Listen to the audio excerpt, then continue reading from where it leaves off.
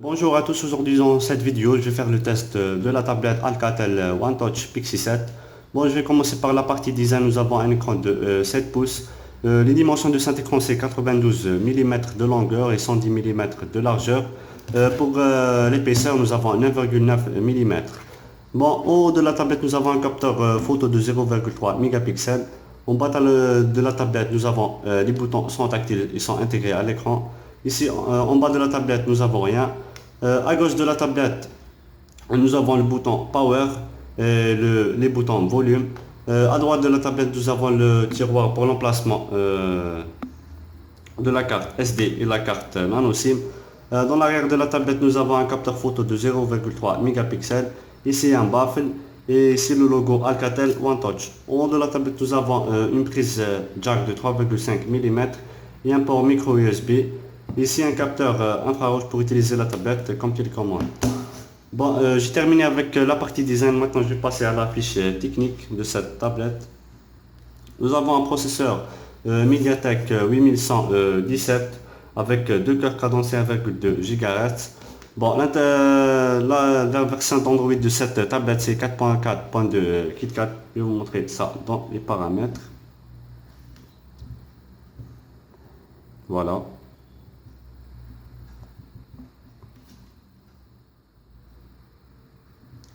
Bon, maintenant je vais vous montrer l'interface de cette tablette. Voilà l'écran d'accueil. Ici nous avons les applications de base de Google, YouTube, Gmail, le Play Store. Ici nous avons différentes applications, les applications de base de cette tablette. Nous avons l'agenda, la calculatrice. Ici nous avons un antivirus qui est installé sur la tablette. Pour l'application photo, voilà, nous avons différents paramètres. Nous avons le mode HDR, le mode panoramique, le mode nuit. Ici, nous avons aussi des filtres. Vous pouvez choisir, vous avez différents filtres. Pour la vidéo aussi, nous avons quelques paramètres. Nous avons le super fine, qualité vidéo, haute, normale, mode d'enregistrement normal ou limité. Vous pouvez choisir. Pour la qualité de l'appareil photo, ça reste correct. Elle fait des bonnes photos dans une bonne luminosité, soit pour l'appareil photo dorsal ou frontal. Bon, pour les applications aussi, nous avons le dictaphone, nous avons la radio. Nous avons ici une application pour lier la tablette avec la télévision. Nous avons l'horloge. Assistant de configuration, convertisseur de devises, nous avons aussi des contacts. Pour le gestionnaire des fichiers, voilà, ici de vous montrer les données consommées sur la tablette, ici les données consommées sur la carte SD. Ce qui concerne la mémoire interne de cette tablette, c'est 2 Go, extensible à une carte SD jusqu'à 32 Go. Pour la RAM de cette tablette, nous avons 512 MB de RAM. Bon, pour les applications aussi, nous avons l'application Notes pour écrire vos notes. Partage de connexion, ici les paramètres de Google. Pour l'application musique, voilà l'interface de l'application musique. Nous avons ici les artistes, albums, chansons, playlists. Nous avons email, Flipboard qui est préinstallé sur cette tablette. Nous avons les mises à jour de logiciels. C'est l'application météo. Bon, pour le raccourci des notifications, le voilà. Si vous montre quelques paramètres, le Wi-Fi, raccourci Bluetooth, emplacement désactivé, ça concerne le GPS, le mode avion. Bon, pour le multitâche de sa tablette, le voilà. Vous pouvez fermer par cette l'application. Vous ne pouvez pas fermer les applications tous ensemble. Maintenant, je vais vous montrer quelques paramètres de cette tablette. Bon, pour les connectivités, nous avons le Wi-Fi, la 3G, le Bluetooth. Les paramètres d'appel, nous avons différents paramètres d'appel, messagerie vocale, transfert d'appel, interdiction d'appel.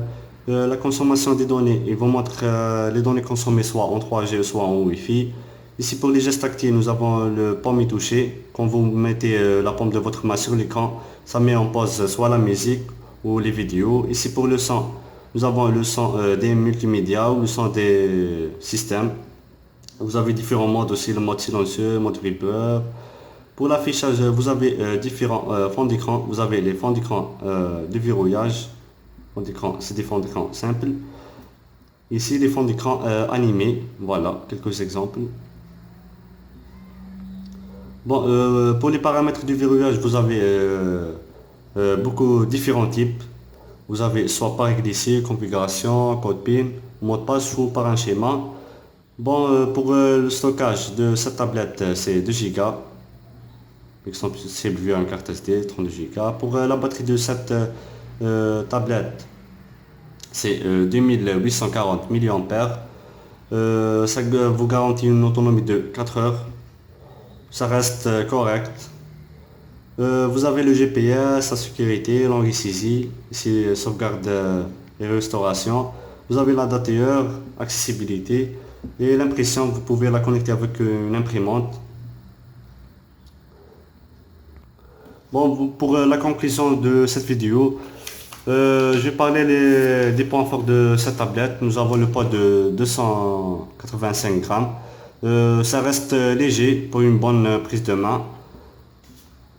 Et aussi la qualité d'écran, nous avons une belle qualité d'écran. Pour les points faibles de cette tablette, c'est la RAM 512, ça suffit pas, ça reste peu. Aussi la mémoire interne normale, nous avons l'emplacement de la carte SD. Vous pouvez régler ce problème. Et l'autonomie de cette tablette. Bon, j'espère que cette vidéo vous a plu. N'hésitez pas à mettre un like et à vous abonner à ma chaîne YouTube. Et au revoir.